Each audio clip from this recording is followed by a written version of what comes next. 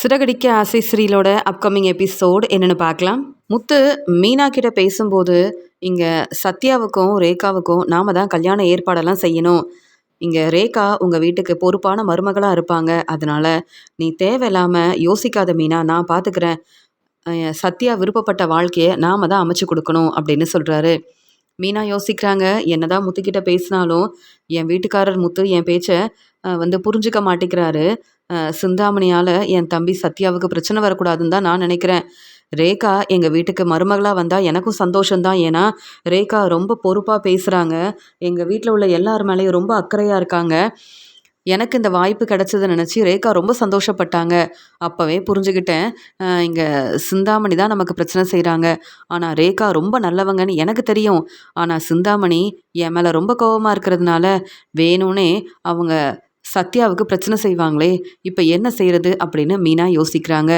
முத்து எப்பயும் போல் சவாரிக்கு கிளம்புறாரு. அங்கே வேலையெல்லாம் முடிச்சுட்டு வரும்போது மீனாவுக்கு பிரச்சனை செஞ்ச அந்த ஆளையும் பார்க்குறாரு. அப்போ தான் முத்து யோசிக்கிறாரு, இந்த ஆளை எங்கேயோ பார்த்துருக்கோமே அப்படின்னு யோசிக்கும்போது முத்து இவரால் தானே மீனாவுக்கு பிரச்சனை வந்தது அப்படின்னு யோசிச்சுட்டு உடனே அந்த பக்கமாக வந்த முத்து அந்த ஆளை பலார்னு வெளுத்து வாங்குறாரு. உடனே அந்த ஆளும் அங்கேருந்து கிளம்பணும்னு நினைக்கும்போது முத்துக்கிட்ட வசமாக மாட்டிக்கிறாரு. உடனே முத்து நீங்கள் தானே மீனாவுக்கு பிரச்சனை செஞ்சீங்க அப்படின்னு சொல்லும்போது, இல்லை எனக்கு எதுவுமே தெரியாது அப்படின்னு பொய் சொல்கிறாரு. இல்லை, எனக்கு ரொம்ப தெளிவாக தெரியும். நீங்கள் தான் அன்னைக்கு வந்தீங்க. மீனா ஹாஸ்பிட்டல் போகிற நிலைமைக்கு ஆனதுக்கு காரணம் நீங்கள் தான் அப்படின்னு சொல்லும்போது, முத்து என்னை மன்னிச்சிரு முத்து, நானாக வேணும்னே இந்த பிரச்சனையெல்லாம் செய்யலை. இப்படிலாம் செய்ய சொன்னது சிந்தாமணி அக்கா தான். அவங்க தான் பணம் கொடுத்து இப்படி ஒரு வேலையை செய்ய வச்சாங்க அப்படின்னு சொல்லும்போது, எனக்கு ஏற்கனவே தெரியும். ஆனாலும் நீங்கள் உண்மையை சொன்னால் தானே சிந்தாமணிக்கு சரியான பதில் கொடுக்க முடியும். நானும் இத்தனை நாள் பொறுமையாக இருந்தேன். ஆனால் இப்போ நீங்கள் தான் வசமாக மாட்டிக்கிட்டீங்கல்ல, நீங்களே உண்மையை சொல்லுங்கள் அப்படின்னு உடனே முத்து அந்த ஆளை போலீஸ்கிட்ட கூப்பிட்டு போகிறாரு. உண்மையை தெளிவாக புரிய வைக்கிறாரு. உடனே அந்த ஆளும் வேறு வழி இல்லாமல் சிந்தாமணி அக்கா தான் பணம் கொடுத்து இப்படிலாம் செய்ய சொன்னாங்க, அவங்களுக்கு இந்த வாய்ப்பு கிடைக்கணுன்றதுக்காக தான் இப்படிலாம் செய்ய சொன்னாங்க, என்னை மன்னிச்சிருங்க அப்படின்னு சொல்லும்போது, செய்கிற வேலையெல்லாம் செஞ்சுட்டு இப்போ மன்னிப்பு கேட்டால் மட்டும் சார் இவங்களுக்கெல்லாம் சரியான பதில் கிடைக்கணும். பாவம் மீனா ஹாஸ்பிட்டலில் இருந்தால் ரொம்ப முடியாமல் வேலை செய்ய முடியாமல் எவ்வளோ கஷ்டப்படுறா. இப்போ வரைக்கும் மீனா அப்பப்போ ஹாஸ்பிட்டல் போயிட்டு வர்றதுக்கு காரணமே இவங்க தான். மீனாவுக்கு இப்போ பிரச்சனை இல்லைன்னு டாக்டர் சொல்லிட்டாங்க. இருந்தாலும் ஏதாவது பிரச்சனையாக இருந்தால் இவங்க எப்படி பதில் சொல்லியிருப்பாங்க அப்படின்னு முத்து கேள்வி கேட்கும்போது, உடனே அந்த ஆள் என்னை மன்னிச்சிருங்க, நானாக இப்படிலாம் செய்யலையே, சிந்தாமணி பேச்சை கேட்டு தானே இப்படிலாம் செஞ்சேன் அப்படின்னு சொல்லும்போது, சிந்தாமணியை வர சொல்லுங்கள் சார், அவங்களால எப்பயுமே மீனாவுக்கு பிரச்சனை வருது அப்படின்னு சொல்லிட்டு சிந்தாமணியை பற்றின உண்மையை போலீஸ்கிட்ட தெளிவாக புரிய வைக்கிறாரு முத்து. வீட்டுக்கு வந்த முத்து மீனா கிச்சனில் இருக்கிறத கவனிக்கிறாரு. மீனா இன்னைக்கு என்னாச்சு தெரியுமா அப்படின்னு சொல்லும்போது, என்னாச்சுங்க அப்படின்னு கேட்குறாங்க மீனா. நாம் நினச்சது எல்லாமே சரிதான் மீனா, உனக்கு இந்த வாய்ப்பு கிடைக்கக்கூடாதுன்றதுக்காக சிந்தாமணி தான் அவங்க ஆளுங்களை அனுப்பி வேணும்னே பிரச்சனை செஞ்சுருக்காங்க. இந்த உண்மை எனக்கு தெரிய வந்துருச்சு. அது மட்டும் இல்லாமல் அந்த ஆள் இப்போ எங்கே இருக்காரு தெரியுமா, அந்த ஆள் இப்போ போலீஸ்கிட்ட வசமாக மாட்டிக்கிட்டாரு. வேறு வழி இல்லாமல் சிந்தாமணி தான் பணம் கொடுத்து இப்படிலாம் செய்ய வச்சாங்கன்ற உண்மையும் சொல்லிட்டாரு அப்படின்னு சொல்லும்போது, அப்படியா அப்படின்னு கேட்குறாங்க மீனா. பார்த்தீங்களா, சிந்தாமணியால் எனக்கு எவ்வளோ பெரிய பிரச்சனை வந்திருக்கு. இப்போ தன்னுடைய பொண்ணு ரேகாக்காக சிந்தாமணி மறுபடியும் சத்யாவுக்கு எந்த பிரச்சனையும் செய்யக்கூடாதுல்ல அப்படின்னு சொல்கிறாங்க. என்ன மீனா, இன்னும் கொஞ்ச நேரத்தில் சிந்தாமணியை கூப்பிட்டு எதுக்காக இப்படிலாம் செஞ்சீங்கன்னு கேட்பாங்க. சிந்தாமணியால் தான் பிரச்சனை வந்திருக்குன்னு தெரிஞ்சுக்கிட்டு சிந்தாமணி இனி வெளியில் வரவே முடியாது அப்படின்னு பேசிகிட்டு இருக்காரு.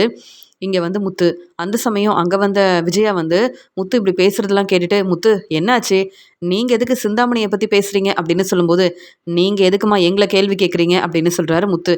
இல்லை, சிந்தாமணி என்னுடைய ஃப்ரெண்டு, அவங்கள பற்றி எதுக்கு பேசுகிறீங்க அப்படின்னு சொல்லும்போது, போதுமா, உங்கள் ஃப்ரெண்டு சிந்தாமணி என்ன வேலை செஞ்சுருக்காங்க தெரியுமா அப்படின்னு சொல்லும்போது, என்ன செஞ்சுருக்காங்க அப்படின்னு கேட்கும்போது, அங்கே வீட்டில் இருக்க எல்லாரும் வராங்க.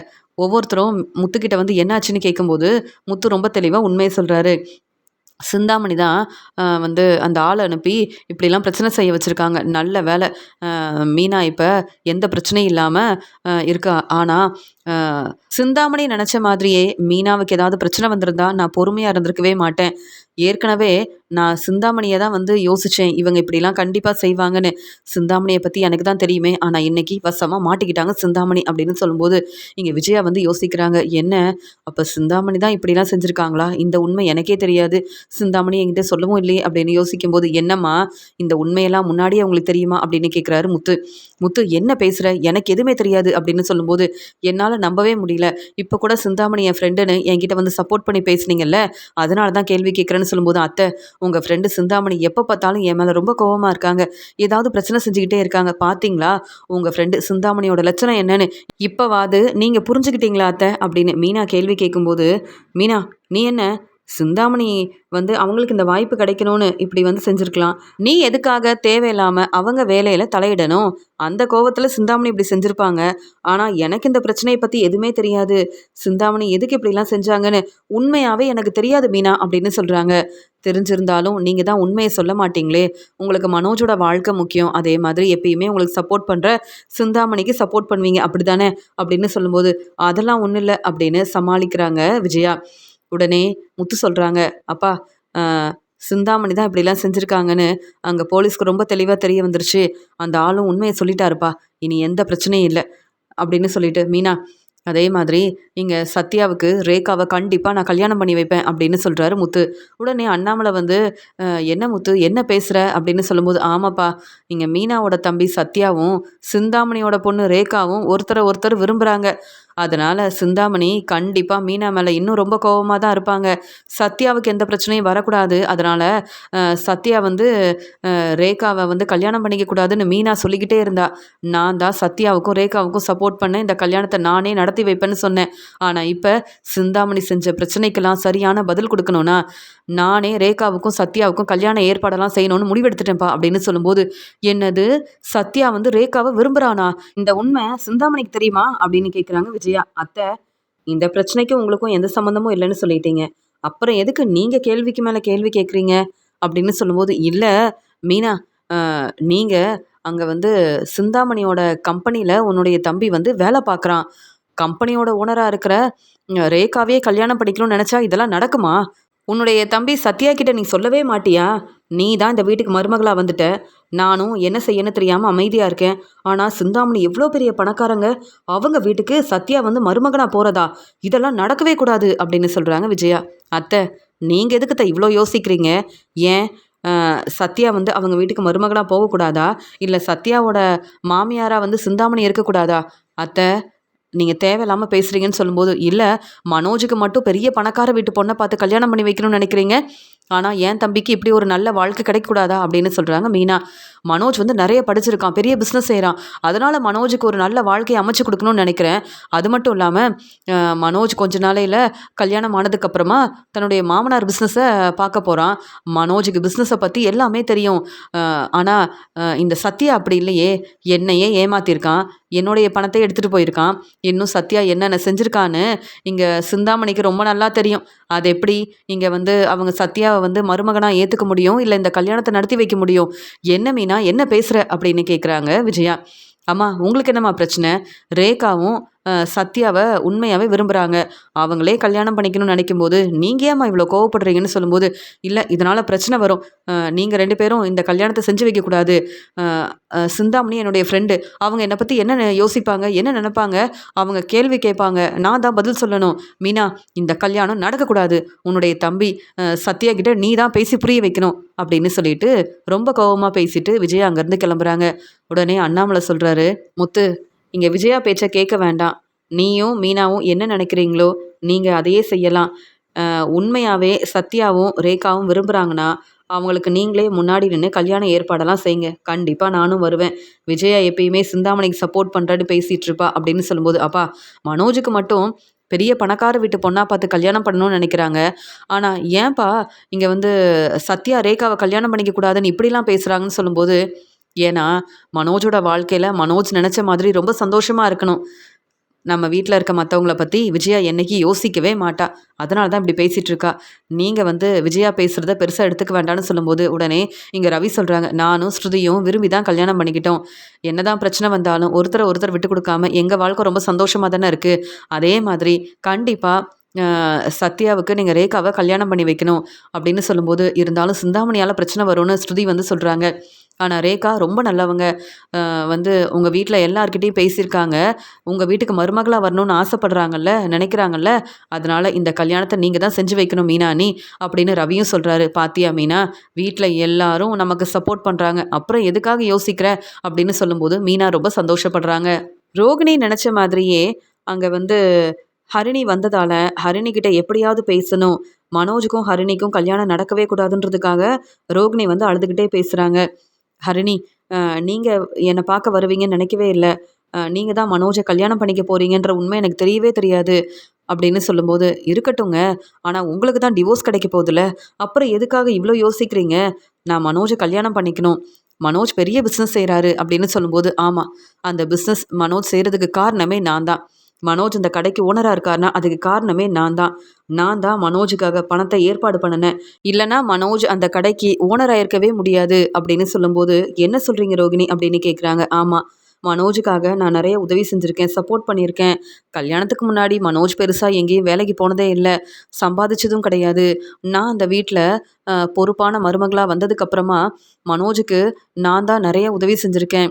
அந்த வீட்ல இருந்த முத்து, மீனான்னு எல்லாரும் மனோஜ ரொம்ப ஏளனமா பேசுவாங்க. அப்ப மனோஜுக்கு நான் அவ்ளோ சப்போர்ட் பண்ணியிருக்கேன்.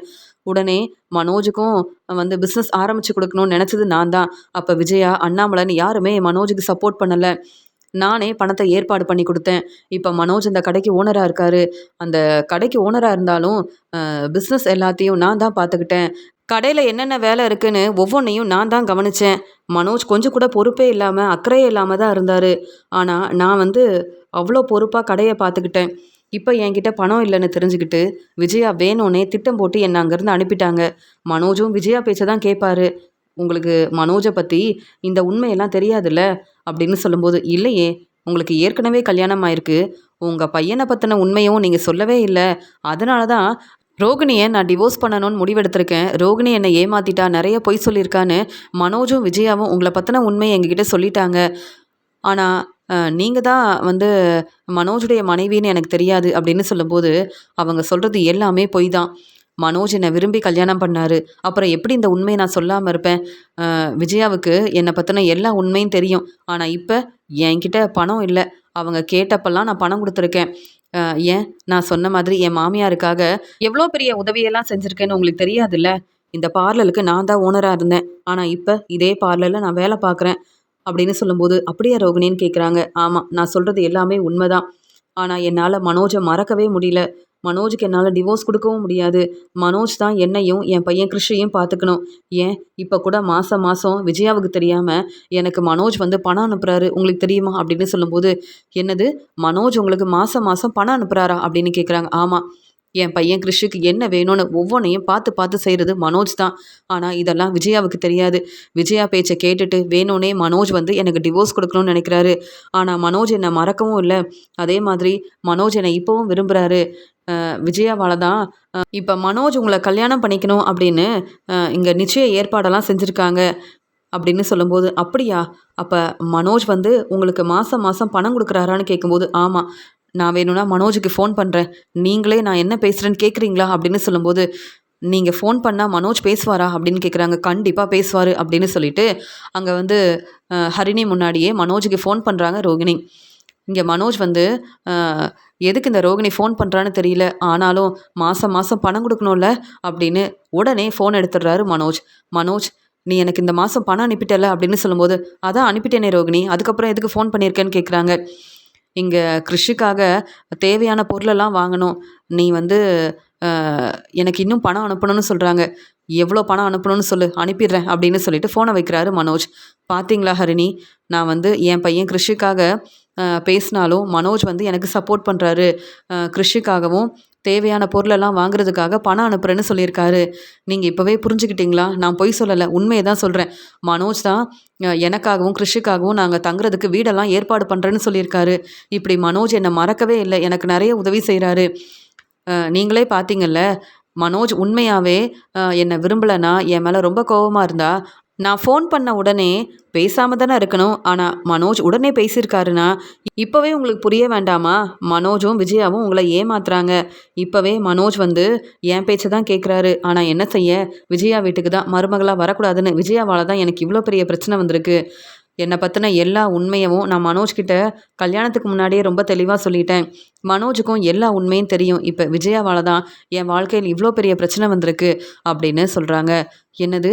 விஜயா ரொம்ப நல்லவங்கன்னு நெனச்சேன். ஆனா உங்க வாழ்க்கையில இவ்ளோ பெரிய பிரச்சனை செஞ்சிருக்காங்களா? அப்ப மனோஜ் வந்து விஜயா பேச்சு தான் கேட்டுட்டு இருக்காங்களா? அப்படின்னு சொல்லிட்டு யோசிக்கும்போது, அங்க ஸ்ருதியோட ரெஸ்டாரண்ட்டுக்கு சாப்பிட போன மனோஜ், இங்க முத்து, மீனா கிட்ட ரொம்ப கோவமா பேசினது, எப்பயுமே மனோஜ் பேச்சு தான் ஹரிணி கேட்கணுன்ற மாதிரியே இங்க மனோஜ் பேசுனதுன்னு எல்லாத்தையும் நெனச்சு பார்க்குறாங்க. உடனே ஹரிணிக்கு ரொம்ப கோவம் வருது. மனோஜ் வந்து முத்து, மீனா கிட்ட ரொம்ப கோவமா பேசுனாங்க. முத்துவ ரொம்பவே ஏளனமா பேசினாரு. அது மட்டும் இல்லாம மனோஜ் பேச்ச தான் நான் கேட்கணும்னு என்னென்னவோ பேசிட்டு இருந்தாரு. ஆனா எல்லாரும் மனோஜுக்கு சப்போர்ட் பண்ணாங்க. நானும் ரொம்ப பொறுமையா இருந்தேன். ஆனா ரோகிணி இவ்ளோ உண்மைய சொல்லியிருக்காங்க. இனிமேல் எப்படி பொறுமையா இருக்க முடியும்? நல்ல வேளை நான் ரோகிணிய பார்த்ததுக்கு அப்புறமா தான் மனோஜ பத்தின உண்மைய நான் தெரிஞ்சுக்கிட்டேன். இதுக்கு மேல மனோஜ நான் கல்யாணம் பண்ணிக்கவே கூடாது. மனோஜும், விஜயாவும் என்னை ஏமாத்துறதுக்காக தானே இப்படிலாம் செஞ்சுருக்காங்க. இப்ப வரைக்கும் ரோகிணிக்கு மனோஜ் பணம் அனுப்பிட்டு இருக்காரு. இங்க ரோகிணியோட பையன் கிரிஷ பார்த்துக்கிறதும் மனோஜ் தான். அதுக்கப்புறம் எதுக்கு என்ன கல்யாணம் பண்ணிக்கணும்? மனோஜ் இப்ப வரைக்கும் ரோகிணிய உண்மையாவே விரும்புறாரு. அ ஆனா எங்ககிட்ட வந்து ரோகிணிக்கு சீக்கிரமா டிவோர்ஸ் கிடைக்க போகுது. கல்யாண ஏற்பாடெல்லாம் செய்யணும்னு மனோஜும், விஜயாவும் பேசினது எல்லாமே பொய் தான். அப்படின்னு சொல்லிட்டு அங்க ஹரிணி சொல்றாங்க. ரோகிணி நீங்க கவலைப்படாதீங்க. மனோஜ் கண்டிப்பா உங்கள புரிஞ்சுப்பாரு. நான் மனோஜ கல்யாணம் பண்ணிக்கவே மாட்டேன் அப்படின்னு சொல்லிட்டு அங்கேருந்து கிளம்பி வராங்க. உடனே ரோகிணி யோசிக்கிறாங்க. நான் நினச்ச மாதிரியே நான் சொன்னதெல்லாம் கேட்டுட்டு ஹரிணி எனக்காக யோசிச்சு இப்படி ஒரு முடிவெடுத்திருக்காங்கன்னா ரொம்ப சந்தோஷமா இருக்கு. மனோஜ் நீ நினச்ச மாதிரி இந்த கல்யாணம் நடக்கவே நடக்காது. இனி தானே ஹரிணி உன்கிட்ட வந்து பேசுவாங்கல்ல. அதுக்கப்புறமா ஹரிணி என்னெல்லாம் முடிவெடுத்திருக்காங்கன்னு கேட்டு தெரிஞ்சுக்கிட்டு நீயும் விஜயாவும் தலை குனிஞ்சு அவமானப்பட்டு நிற்க போறீங்க. எனக்கு தெரியாம என் பேச்சை கேட்காம என்னையும் கிருஷியும் கவனிக்காம நீ நிச்சய ஏற்பாடெல்லாம் செஞ்சது மட்டும் இல்லாம நிச்சயம் வேற நல்லபடியா நடந்திருக்கு. உனக்காக ஹரிணி வந்து இங்க கல்யாண ஏற்பாடெல்லாம் செய்றாங்கன்னு நெனச்சிட்டு இருக்கல்ல, உன்னுடைய மாமனார் பிசினஸ பார்த்துக்கலான்னு ரொம்ப யோசிக்கிறல்ல, அதெல்லாம் நடக்கவே நடக்காது. பெரிய பணக்கார வீட்டு பொண்ண பார்த்து கல்யாணம் பண்ணி வைப்பேன்னு விஜயா சொன்ன மாதிரியே எல்லாம் நல்லபடியா நடக்குதுன்னு வீட்ல எல்லாரும் சந்தோஷமா இருப்பீங்கல்ல, மறுபடியும் இந்த கல்யாணம் நடக்காதுன்னு தெரிஞ்சுக்கிட்டு எல்லாரும் தல குனிஞ்சு நிக்கணும் அப்படின்னு சொல்லிட்டு ரோகிணி யோசிக்கிறாங்க. ஹரிணி என்ன செய்யன்னு தெரியாம மனோஜ் கிட்ட பேசலாமா? இல்ல விஜயா கிட்ட பேசலாமா? இந்த கல்யாண ஏற்பாடு செய்றதுக்கு என் ஃப்ரெண்டு தானே உதவி செஞ்சிருக்காங்க. அதனால நம்ம ஸ்வேதா கிட்ட பேசுவோம் அப்படின்னு சொல்லிட்டு ஸ்வேதாக்கு ஃபோன் பண்றாங்க. ஸ்வேதா எங்க இருக்கீங்கன்னு கேட்கும்போது, "என்னாச்சு ஹரிணி? ஏன் அழுதுகிட்டே ஃபோன் பண்றீங்க?" அப்படின்னு சொல்லும்போது, "மனோஜ பத்தின உண்மை எனக்கு இப்ப தான் தெரிய வந்திருக்கு. உங்ககிட்ட நான் கண்டிப்பா பேசணும்னு" சொல்றாங்க ஹரிணி. உடனே ஸ்வேதா ஹரிணிய பார்க்கறதுக்காக வராங்க. ஹரிணி அழுதுகிட்டே இருக்காங்க. "ஹரிணி என்ன ஆச்சுன்னு?" கேட்கும்போது, ஹரிணி ஸ்வேதா கிட்ட எல்லா உண்மையும் சொல்றாங்க. "மனோஜ் இப்படி செய்வாருன்னு நான் எதிர்பார்க்கவே இல்ல. மனோஜ் என்னை ஏமாத்துறாரு. மனோஜ நான் கல்யாணம் பண்ணிக்கவே மாட்டேன். உங்கள நம்பி தானே மனோஜ கல்யாணம் பண்ணிக்கிறதுக்காக என் வேலையெல்லாம் விட்டுட்டு இங்க வந்திருக்கேன். இப்ப என் அப்பா, அம்மா கிட்ட கூட இந்த உண்மைய நான் சொல்லவே இல்ல." அப்படின்னு சொல்லும்போது, "என்னாச்சு ஹரிணி? என்ன பேசுறீங்க? எனக்கு ஒண்ணுமே புரியல." அப்படின்னு சொல்லும்போது, "இன்னைக்கு நான் ரோகிணியோட பார்லருக்கு போயிருந்தேன். அங்க ரோகிணி இங்க வந்து விஜயாவ பத்தின உண்மைய சொன்னாங்க. மனோஜ பத்தியும் நான் கேட்டு தெரிஞ்சுக்கிட்டேன். மனோஜ் இப்ப வரைக்கும் மாசம் மாசம் ரோகிணிக்கு பணம் அனுப்புறாரு. கிறிஷுக்கு ஒவ்வொன்னையும் பார்த்து பார்த்து செய்றாரு மனோஜ். கிறிஷுக்காகவும், ரோகிணிக்காகவும் மனோஜ் வீடெல்லாம் ஏற்பாடு பண்ணி குடுத்துருக்காரு. அவங்க அங்க தான் தங்குறாங்க. இப்படி ஒவ்வொன்னையும் மனோஜ் வந்து விஜயாவுக்கு தெரியாம இப்படிலாம் செஞ்சுட்ருக்காரு. ஆனா வீட்ல உள்ளவங்களுக்கு இந்த உண்மை தெரியுமா? தெரியாதான்னு எனக்கு தெரியாது. ஆனா மனோஜ் மாசம் மாசம் பணம் அனுப்புறாரு. இதெல்லாம் உண்மைதான் அப்படின்னு சொல்லும்போது, ரோகிணிய பத்தி உங்களுக்கு தெரியும். ரோகிணி நெறைய பொய் சொல்லியிருக்காங்க. எங்க வீட்ல உள்ள எல்லாரையும் ஏமாத்தியிருக்காங்க. அப்படி இருக்கும்போது, இப்ப ரோகிணி பேச்ச கேட்டு, அவங்க சொல்றது எல்லாமே உண்மைன்னு எப்படி நம்ப முடியும்னு கேட்குறாங்க ஸ்வேதா. இல்ல, ஏன் முன்னாடியே ரோகிணி மனோஜுக்கு ஃபோன் பண்ணாங்க. மனோஜ் ரொம்ப சந்தோஷமா பேசினாரு. அது மட்டும் இல்லாம, இங்க வந்து ரோகிணி கிருஷிக்காக தேவையான பொருளெல்லாம் வாங்கணும்னு சொன்னதுக்கு, நானே பணம் அனுப்புறேன்னு சொல்லிட்டு ஃபோன வச்சாரு. ரோகிணி கிட்ட பேச வேண்டாம்னு நெனச்சா, மனோஜ் எதுக்காக பணம் அனுப்பணும்? இந்த உண்மை உனக்கு தெரியுமா ஸ்வேதா? இல்ல எல்லாரும் என்ன வந்து பொய் சொல்லி ஏமாத்தலாம்னு நெனச்சு தான் வர வச்சிருக்கீங்களான்னு சொல்லும்போது, ஸ்வேதா சொல்றாங்க, "இல்ல, நீங்க சொல்றதெல்லாம் எனக்கே இப்ப தான் தெரியும். அப்ப மீனா, முத்துன்னு இவங்களுக்கெல்லாம் இந்த உண்மை தெரிஞ்சிருக்க வாய்ப்பே இல்ல. ஆனா விஜயாவுக்கு இந்த உண்மை தெரிஞ்சிருக்கும் அப்படின்னு சொல்லும்போது, எனக்கு இந்த கல்யாணமே வேண்டாம். மனோஜ் சரியா பேச மாட்டேங்கிறாரு. எல்லாரையும் ரொம்ப ஏளனமா பேசுறாரு. முத்து மீனாவ தலகுனிய வைக்கணும், அவமானப்படுத்தணும்னு எப்ப பார்த்தாலும் ஏதாவது பேசுறாரு. அது மட்டும் இல்லாம மனோஜ் பேச்ச தான் நான் கேட்கணும்னு நெனைக்கிறாரு. ஆனா மனோஜ் வந்து என்கிட்ட உண்மைய சொல்றதில்ல. மனோஜ் சொன்னது எல்லாமே பொய் தான். மனோஜ என்னால நம்ப முடியாது. இந்த கல்யாணம் நடக்கவே நடக்காதுன்னு நீங்களே உங்க பெரியம்மா கிட்ட வந்து சொல்லிருங்க. மனோஜ் கிட்டயும் சொல்லிருங்க. இனி நான் வந்து அ வெளியூருக்கு கிளம்பிருவேன் அப்படின்னு சொல்லும்போது, கொஞ்சம் பொறுமையா இருங்க. நானே விஜயா கிட்ட பேசுறேன். என் பெரியம்மா கண்டிப்பா வந்து என் பேச்ச கேட்பாங்க. மனோஜ் அண்ணனும் ரொம்ப நல்லவரு அப்படின்னு ஸ்வேதா எவ்வளவோ சப்போர்ட் பண்றாங்க. இன்னும் என்னென்ன பொய் சொல்லியிருக்காங்கன்னு எனக்கு தெரியல ஸ்வேதா. விஜயா வீட்டுக்கு நான் மருமகளா வர விரும்பவே இல்ல. அதனால ரோகிணி வந்து மறுபடியும் அந்த வீட்டுக்கு மருமகளா வரட்டும். எனக்கு எந்த பிரச்சனையும் கிடையாது. நல்ல வேளை இப்பவே மனோஜ பத்தின உண்மை எனக்கு தெரிய வந்துருச்சு அப்படின்னு சொல்றாங்க. இங்க வந்து ஹரிணி. ஸ்வேதா வந்து எவ்வளவோ பேசி புரிய வைக்கிறாங்க. ஆனாலும் ஹரிணி வந்து ஸ்வேதா கிட்ட சொல்றாங்க, "நீங்களே விஜயா வீட்ல எல்லார்கிட்டயும் இந்த உண்மைய சொல்லுங்க. அது மட்டும் இல்லாம இந்த கல்யாணம் நடக்கவே நடக்காதுன்னு ஸ்வேதா நீங்களே பேசிருங்க. எனக்கு நெறைய வேலை இருக்கு. நான் கிளம்புறேன். விஜயாவும், மனோஜும் மறுபடியும் எனக்கு ஃபோன் பண்ணவும் கூடாது. அவங்க கிட்ட நான் பேசவும் மாட்டேன்." அப்படின்னு ரொம்ப கோவமா ஹரிணி உண்மைய சொல்லிட்டு அங்கேருந்து கிளம்புறாங்க. ரோகிணி வந்து பேசுனது எல்லாமே உண்மைன்னு நெனச்சுட்டு ஹரிணி இப்படிலாம் பேசிட்டு கிளம்புறாங்க. ஸ்வேதா வந்து ஏற்கனவே மனோஜ் வந்து தேவையில்லாம பேசிக்கிட்டே இருந்தாரு. இதில் ஹரிணி மனோஜை கல்யாணம் பண்ணிப்பாங்களா இல்லையான்னு வேற நான் யோசித்தேன். இப்போ ரோகிணிக்கு வேற இவ்வளோ சப்போர்ட் பண்ணுறாரா மனோஜ்? இந்த உண்மை எனக்கு தெரியாதே. அப்போ விஜயா என்கிட்டயும் பொய் சொல்லியிருக்காங்களா? மனோஜும் விஜயாவும் பொய் சொல்லியிருக்காங்க. அதனால தானே ஹரிணி இந்த கல்யாணமே வேண்டான்னு கிளம்பியிருக்காங்க. இப்போவே இங்கே விஜயா வீட்டில் போய் பேசியே ஆகணும் அப்படின்னு ஸ்வேதா ரொம்ப கோவமாக விஜயா வீட்டுக்கு கிளம்பி வராங்க. ஸ்வேதா வீட்டுக்கு வந்த உடனே இங்க விஜயா ரொம்ப கோவமா, "என்ன மீனா, என்ன செய்ற? கிச்சன்ல எவ்வளோ நேரம் வேலை பார்த்துக்கிட்டே இருப்ப? ஸ்வேதா வந்திருக்காங்கல்ல, ஜூஸ் எடுத்துட்டு வர வேண்டியதானே?" அப்படின்னு கேள்வி கேட்குறாங்க. "பெரியம்மா, நான் வந்த உடனே எதுக்கு மீனாவை தேவையில்லாம பேசுறீங்க? உங்ககிட்ட நான் ஜூஸ் வேணும், காஃபி வேணும்னு கேட்டேனா?" அப்படின்னு சொல்றாங்க. "இல்லம்மா, உன்னால மனோஜுக்கு வந்து கல்யாண ஏற்பாடெல்லாம் நல்லபடியா நடக்குது. நீ செஞ்ச உதவியால எங்களுக்கு நல்ல வரன் கிடைச்சிருக்கு. அந்த சந்தோஷத்துல தான் இப்படிலாம் பேசினேன்." அப்படின்னு சொல்லும்போது, நல்ல வரன் கிடைச்சிருக்குன்னு சந்தோஷப்பட்டா மட்டும் போதாது. அவங்க கிட்ட உண்மைய சொல்லியிருக்கணும் அப்படின்னு சொல்றாங்க. "என்ன பேசுற? ஒண்ணுமே புரியலையே. நீ எதுக்குமா இவ்வளோ கோவப்படுற?" அப்படின்னு சொல்லும்போது, "நான் மட்டும் வந்து கோவப்படல. ஹரிணியும் இங்க மனோஜ் மேல ரொம்ப கோவமா இருக்காங்க." அப்படின்னு சொல்லும்போது, "என்னது? என்னுடைய புது மருமக மனோஜ் மேல ரொம்ப கோவமா இருக்காங்களா? எதுக்காக? என்ன ஆச்சு?" அப்படின்னு விஜயா ரொம்பவே பதட்டமா கேள்வி கேட்குறாங்க. கிச்சன்ல இருந்த மீனா அங்க வராங்க. அண்ணாமலையும் அங்க வந்த உடனே, "என்ன ஸ்வேதா, எப்போ வந்தேன்னு?" கேட்கும்போது, "பெரியப்பா, இப்போ தான் வந்தேன். இங்க வந்து மனோஜ் அண்ணன் என்ன செஞ்சிருக்காரு தெரியுமா?" அப்படின்னு சொல்லும்போது, "மனோஜா? என்னம்மா செஞ்சான்? என்ன பிரச்சனை?" அப்படின்னு கேட்குறாரு அண்ணாமலை.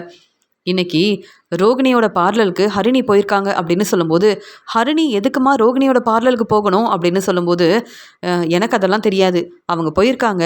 அந்த சமயம் ரோகிணி மனோஜை பற்றின எல்லா உண்மையும் ரொம்ப தெளிவாக பேசிட்டாங்க. நீங்களும் இந்த உண்மையை சொல்லாமல் இருந்திருக்கிறீங்களே பெரியம்மா." அப்படின்னு சொல்லும்போது, "என்னம்மா பேசுகிற? அப்படி ரோகிணி என்னம்மா சொல்லியிருக்கா?" "ரோகிணியால் பிரச்சனை வரும்னு உங்களுக்கு தான் தெரியும்ல. ரோகிணி பேச்செல்லாம் நீங்கள் கேட்கணுமா? ரோகிணி சொல்கிறது எல்லாமே உண்மைன்னு நீங்கள் நம்பணுமா?" அப்படின்னு சொல்லும்போது, "ரோகிணி சொல்கிறதெல்லாம் உண்மைன்னு எங்களால் நம்ப முடியாது. ஆனால் எதுக்கு ரோகிணி கிட்ட மனோஜ் வந்து ஃபோனில் பேசணும்? எதுக்கு வந்து மனோஜ் ரோகிணிக்கு மாதம் மாதம் பணம் கொடுக்கணும்?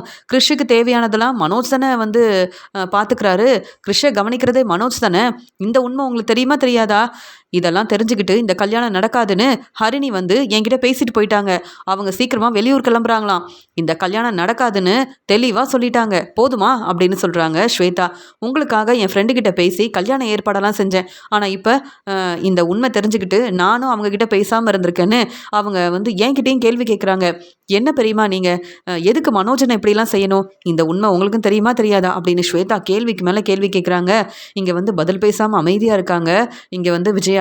அப்போ விஜயா யோசிக்கிறாங்க. ஹரிணி முன்னாடியே ரோகிணி வேணும்னே மனோஜுக்கு ஃபோன் பண்ணி பேசியிருக்கா. இங்கே மனோஜும் மாதம் மாதம் பணம் கொடுக்குறேன்னு பேசியிருக்கான். அதை ஒரு காரணமாக வச்சுக்கிட்டு தான் இங்கே ரோகிணி வந்து இந்த கல்யாணம் நடக்கவே கூடாதுன்னு ஹரிணி கிட்ட பேசி இப்படி ஒரு வேலை செஞ்சுருக்கா. ரோகிணி மறுபடியும் மனோஜுக்கு ஒரு நல்ல வாழ்க்கை கிடைக்கும்னு நினச்சேன். இப்படி ஒரு பிரச்சனை செஞ்சுட்டாளே ரோகிணி அப்படின்னு யோசிக்கிறாங்க விஜயா. உடனே அண்ணாமலை ரொம்ப கோவமா, "என்ன விஜயா, ஸ்வேதா கேள்விக்கு மேலே கேள்வி கேட்குறாங்க. இந்த உண்மை உனக்கு ஏற்கனவே தெரியுமா தெரியாதா? நீ என்ன பதில் பேசாமல் அமைதியாக இருக்க? மனோஜுக்கு ஃபோன் பண்ணு. மனோஜை வர சொல்லு. மனோஜ்கிட்ட நான் பேசி ஆகணும்." அப்படின்னு சொல்லும்போது அங்கே அண்ணாமலை உடனே ரொம்ப கோவமாக மனோஜுக்கு ஃபோன் பண்ணுறாரு. "மனோஜ், எங்கே இருக்க? வீட்டுக்கு கிளம்பி வா." அப்படின்னு சொல்லும்போது, "அப்பா, டீலர்ஸை பார்க்குறதுக்காக கிளம்பி வந்தேன். நிறைய வேலை இருக்குது. இப்போ எதுக்குப்பா வீட்டுக்கு வரணும்? கல்யாண ஏற்பாடெல்லாம் வேறு செய்யணும்ல. நான் நல்லா சம்பாதிக்க வேண்டாமாப்பா அப்படின்னு சொல்லும்போது, போதும், நீ உன்னுடைய பிஸ்னஸை ரொம்ப நல்லா பார்த்துக்கிறேன்னு தெரியுது. முதல்ல வீட்டுக்கு கிளம்பி வா அப்படின்னு சொல்லிட்டு ஃபோனை வைக்கிறாரு அண்ணாமலை. எதுக்கு அப்பா இப்படி கோவமாக பேசுகிறாங்க, ஒன்றுமே புரியலையே அப்படின்னு சொல்லிட்டு விஜயாவுக்கு ஃபோன் பண்ணுறாரு மனோஜ்.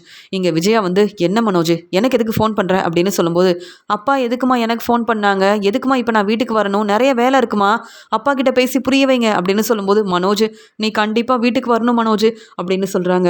அம்மா என்னம்மா என்னாச்சுமா அப்படின்னு சொல்லிட்டு இருக்கும்போது, நீ வீட்டுக்கு வா மனோஜ் அப்படின்னு சொல்லிட்டு ஃபோனை வைக்கிறாங்க விஜயா. ஒரு பக்கம் அப்பா ரொம்ப கோவமாக பேசுகிறாங்க, இன்னொரு பக்கம் அம்மா எந்த பதிலும் சொல்ல மாட்டேங்கிறாங்க. என்னாச்சுன்னு தெரியலன்னு இங்கே மனோஜ் வீட்டுக்கு கிளம்பி வராரு. வீட்டுக்கு வந்த உடனே ஸ்வேதா சொல்கிறாங்க, மனோஜ் அண்ணன், நீங்கள் எதுக்கு ரோகிணிக்கு ஃபோன் பண்ணீங்க, எதுக்கு ரோகிணிக்கிட்ட பேசுனீங்க அப்படின்னு ஸ்வேதா கேள்வி கேட்குறாங்க. உடனே மனோஜ் ரொம்ப கோவமா, என்ன ஸ்வேதா, நீங்கள் எதுக்கு என்கிட்ட கேள்வி கேட்குறீங்க, நான் ரோகிணிக்கு ஃபோன் பண்ணது உங்களுக்கு எப்படி தெரியும் அப்படின்னு சொல்லும்போது, எனக்கு இதெல்லாம் தெரியாது, ஆனால் ஹரிணிக்கு இந்த உண்மை தெரியும்னு சொல்லும்போது, ஹரிணியா அப்படின்னு சொல்கிறாங்க. ஆமாம், ஹரிணி ரோகிணிகிட்ட பேசியிருக்காங்க. ரோகிணியோட பார்லருக்கு போயிருக்காங்க. ரோகிணி தான் இங்கே ஹரிணி முன்னாடி உங்களுக்கு ஃபோன் பண்ணி பேசியிருக்காங்க. இந்த உண்மை தெரியாமல் மாதம் மாதம் சரியாக பணம் அனுப்பிடுவேன், கிறிஷுக்கு தேவையானதெல்லாம் நானே பார்த்துக்கிறேன்னு நீங்கள் பேசுனீங்கல்ல, இந்த உண்மையெல்லாம் தெரிஞ்சுக்கிட்டு இந்த கல்யாணம் நடக்காதுன்னு ஹரிணி என்கிட்ட பேசிட்டாங்க அப்படின்னு சொல்லும்போது, என்ன ஸ்வேதா இப்படிலாம் பேசுகிறீங்க அப்படின்னு சொல்லும்போது, நீங்கள் எதுக்கு ரோகிணிக்கு மாதம் மாதம் பணம் கொடுக்கணும் அப்படின்னு கேள்வி கேட்குறாங்க ஸ்வேதா. அம்மா என்னம்மான்னு கேட்கும்போது, பேசாமல் உண்மையை சொல்லி தான் ஆகணும், வேறு வழியே இல்லை அப்படின்னு சொல்லிட்டு, ரோகிணிக்கு மாதம் மாதம் மனோஜ் பணம் கொடுக்கணும், அது மட்டும் இல்லாமல் கிறிஷையும் இங்கே மனோஜ் தான் பார்த்துக்கணும், ரோகிணியும் கிறிஷும் தங்குறதுக்கு வீடெல்லாம் ஏற்பாடு பண்ணி கொடுக்கணும்னு கோர்ட்டில் அவங்க சொன்னதை கேட்டு தான் மனோஜ் மாதம் மாதம் பணம் கொடுக்கறதுக்கு சரின்னு சொல்லியிருக்கான் அப்படின்னு சொல்லும்போது, என்ன விஜயா என்னென்னவோ பேசிகிட்டு இருக்க, இந்த உண்மையை நீ எங்ககிட்ட சொல்லவே இல்லையே, மனோஜுக்கு சீக்கிரமாகவே டிவோர்ஸ் கிடச்சிருன்னு சொன்னேன், இப்போ என்ன இப்படிலாம் பேசிகிட்டு இருக்க அப்படின்னு சொல்லும்போது, உடனே மீனா சொல்கிறாங்க, நாங்களும் வக்கீலுக்கு ஃபோன் பண்ணோம், மேடம் கிட்ட பேசணும்னு நினச்சோம், ஆனால் அவங்க ஃபோன் எடுக்கவே இல்லை, அவங்கக்கிட்ட நாங்கள் பேசியிருந்தா கண்டிப்பாக இந்த உண்மை தெரிஞ்சிருக்கோம்.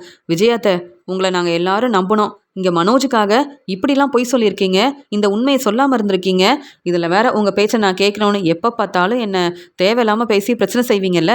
இப்போ ஸ்வேதா கேள்வி கேட்குறாங்க, அண்ணாமலை மாமாவும் கேள்வி கேட்குறாங்க, பதில் சொல்லுங்கள், எதுக்காக இந்த உண்மையை எங்ககிட்ட சொல்லாமல் இருந்தீங்க, மனோஜோட வாழ்க்கை முக்கியம்தான், அதுக்காக நீங்கள் உண்மையை சொல்லாமல் இருப்பீங்களா அப்படின்னு மீனா கேள்வி கேட்கும்போது, இந்த மீனாவுக்கு வேறு வேலையே இல்லை, இப்போ நானும் மனோஜும் இங்கே எல்லார்கிட்டையும் வசமாக மாட்டிக்கிட்டோம், அதனால் இந்த மீனா இப்போ கேள்விக்கு மேலே கேள்வி கேட்குறா அப்படின்னு விஜயா ரொம்ப கோவமாக மீனாவை பார்க்குறாங்க. என்ன விஜயாத்தை மனோஜுக்கு சப்போர்ட் பண்ணுறேன்னு சொல்லி இப்படி ஒரு வேலை செஞ்சுருக்கீங்க அப்படின்னு மீனா சொல்லும்போது பதில் பேசாமல் தலை குனிஞ்சு நிற்கிறாங்க விஜயா.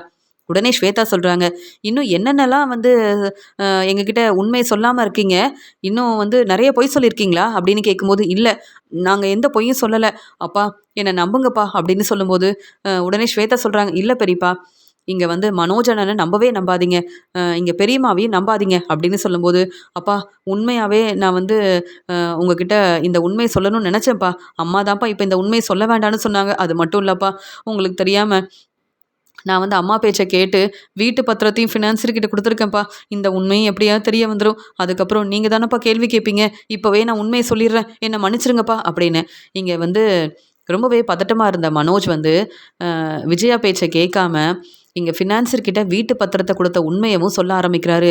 இங்கே விஜயா மனோஜ் என்ன பேசுகிற, அமைதியாரு, பொறுமையாரு மனோஜ், மனோஜ் நீ என்ன பேசுகிறேன்னு தெரியுதா அப்படின்னு விஜயா கேள்வி கேட்கும்போது, அம்மா நீங்கள் அமைதியாக இருங்கம்மா, ஏற்கனவே இந்த கல்யாணம் நடக்காதுன்னு வர அங்கே ஹரிணி சொல்லிட்டாங்க, இதுக்கு மேலே இந்த உண்மையை சொல்லாமல் இருந்தால் எனக்கு தானமா பிரச்சனை வரும் அப்படின்னு ரொம்பவே பதட்டமாக இருந்த மனோஜ், என்னுடைய பிஸ்னஸ்க்காக என்ன செய்யன்னு தெரியாமல் இருந்தேன், நிறைய கடன் வாங்கியிருந்தேன், அதனால தான் சிந்தாமணி பேச்சை கேட்டு ஃபினான்சர் பணம் கொடுத்தாரு, வீட்டு பத்திரத்தை திருப்பி வாங்கிட்டோம், அதே மாதிரி வீட்டு பத்திரத்தை ஃபினான்சர்கிட்ட கொடுத்து என்னுடைய பிஸ்னஸ்க்காக பணம் வாங்கியிருக்கோம், அப்பா நீங்கள் போட வேண்டிய கையெழுத்தை நான் தான்ப்பா போட்டு கொடுத்தேன், என்னை மன்னிச்சிருங்கப்பா அப்படின்னு உண்மையை சொல்லிட்டு அழுதுகிட்டே மன்னிப்பு கேட்குறாரு மனோஜ்.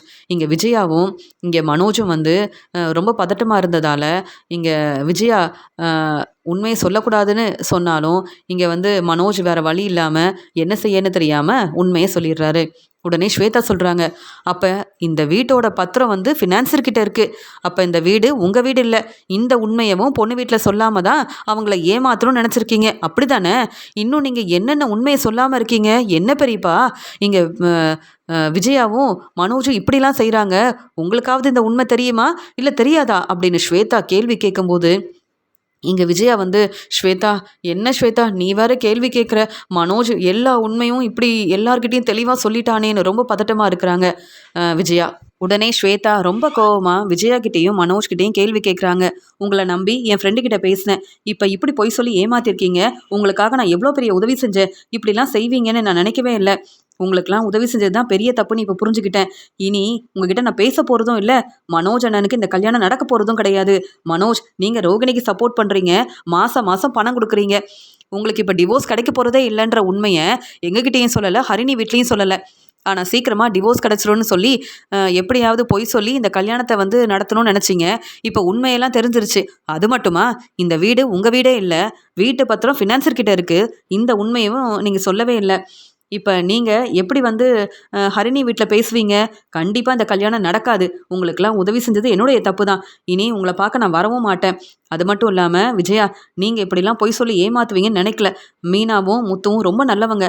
அவங்களையாவது நல்லா பார்த்துக்கங்க. மனோஜுக்கு சப்போர்ட் பண்ணுறேன்னு இவ்வளோ பொய் சொல்கிறீங்களே, அசிங்கமாக இல்லை அப்படின்னு விஜயா கிட்ட கேள்வி கேட்கும்போது, இங்கே மனோஜ் வந்து, மன்னிச்சிரு ஸ்வேதா, நான் பொய் சொல்லணும்னு நினைக்கல.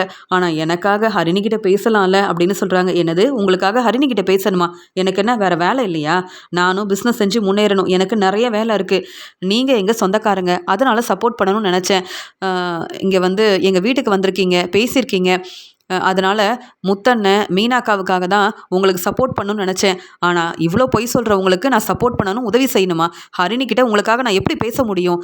உங்களால் நானும் ஹரிணி கேட்குற கேள்விக்கு பதில் பேச முடியாமல் தான் இருக்கணும். உங்களுக்கெல்லாம் உதவி செய்யணும்னு நினச்சேன்ல, எல்லாமே என்னுடைய தப்பு தான். இனி என்கிட்ட பேசாதீங்க பெரியம்மா அப்படின்னு சொல்கிறாங்க. மீனா, நீங்கள் இந்த வீட்டில் ரொம்ப பொறுப்பான மருமக, உங்களையே இவங்க புரிஞ்சுக்கல. அதனால தான் எப்படியாவது மனோஜுக்கு சீக்கிரமாக கல்யாணம் ஏற்பாடு செய்யணும்னு வந்து பொய் சொல்லணும், ஹரிணி வீட்டில் எல்லாரையும் ஏமாற்றணும்னு நினச்சிருக்காங்க. இவங்களெல்லாம் நம்பவே கூடாது அப்படின்னு விஜயா மனோஜை வெளுத்து வாங்குறாங்க ஸ்வேதா. இந்த மனோஜ் ஏற்கனவே வந்து ரொம்ப பதட்டமாக இருந்ததால் இப்படி உண்மை எல்லாத்தையும் சொல்லிட்டான். வீட்டு பத்திரம் ஃபினான்சர்கிட்ட இருக்குன்னு வேற தெரிஞ்சுக்கிட்டு என் வீட்டுக்காரர் வேற ரொம்ப கோபமாக இருக்காரு. ஸ்வேதா வேற இப்படி பேசுகிறாளேன்னு சொல்லும்போது அண்ணாமலை ஸ்வேதா அங்கேருந்து கிளம்புன உடனே, என்ன விஜயா இதெல்லாம், நீ இன்னும் என்னெல்லாம் செய்ய போகிற? எங்களை ஏமாத்தணும்னு திட்டம் போட்டு இப்படி ஒரு வேலை செஞ்சுருக்கிறியே, இதில் உனக்கு உதவி செய்ய ஸ்வேதா வருவாங்கன்னு நினச்சிட்டு இருக்கல்ல? இனி மனோஜுக்கு கல்யாணம் நடக்காதுன்னு ஸ்வேதா மட்டும் இல்லை, ஹரிணியும் ரொம்ப தெளிவாக பேசிட்டாங்க. இப்போ மனோஜ் வேற உண்மையை சொல்லிட்டான்னு என்ன செய்யன்னு யோசிக்கிறியா? மனோஜும் நீயும் இனி இந்த வீட்டில் இருக்க வேண்டாம். இவ்வளோ பெரிய பொய் சொல்லி எங்களை ஏமாத்திருக்கீங்க. வீட்டு பத்திரத்தை திருப்பி வாங்கிட்டு வாங்க. வீட்டில் யார்கிட்டையும் சொல்லாமல் மனோஜுக்கு உதவி செய்ய இப்படி ஒரு வேலை செஞ்சுருக்கல விஜயா, அதனால் நீயே பணத்தை ஏற்பாடு பண்ணு அப்படின்னு மனோஜை பலார்னு வெளுத்து வாங்குறாரு அண்ணாமலை. இங்கே ஸ்வேதா வந்து உண்மையை சொல்லிட்டாங்கன்னு யோசிக்கும்போது மனோஜும் ரொம்ப பதட்டமாக வீட்டு பத்திரத்தை பற்றின உண்மையை சொல்லிடுவான்னு நான் நினைக்கவே இல்லை. இப்போ எப்படி பணத்தை ஏற்பாடு பண்ணுறது? இங்கே ஏற்கனவே கல்யாணம் நடக்காதுன்னு வேற ஸ்வேதா சொல்லிட்டு போயிட்டாங்க. இப்போ வீட்டு பத்திரத்தை வேற வாங்கிட்டு வரணும்னு என் வீட்டுக்காரர் அண்ணாமலை ரொம்ப கோபமாக பேசுகிறாரு, என்ன செய்யன்னு தெரியல அப்படின்னு விஜயா வந்து என்ன செய்யன்னு தெரியாமல் அங்கேருந்து கிளம்புறாங்க. மனோஜும் விஜயாவும் இப்படி ஒரு வேலை செஞ்சுருக்காங்க. மாதம் மாதம் ரோகிணிக்கு பணம் கொடுக்கணும், ஆனால் இந்த உண்மையை கூட சொல்லாமல் இருந்திருக்காங்க. அதனால தானே நிச்சயம் நல்லபடியாக நடந்துருச்சுன்னு சந்தோஷமாக இருந்தேன், ஆனால் கல்யாணம் நடக்காதுன்னு ஸ்வேதா இப்படி பேசிட்டு போயிருக்காங்க. இந்த பிரச்சனைக்கெல்லாம் காரணம் விஜயாவும் மனோஜும் தான் அப்படின்னு விஜயா மனோஜ் மேலே ரொம்ப கோபமாக இருக்காரு அண்ணாமலை.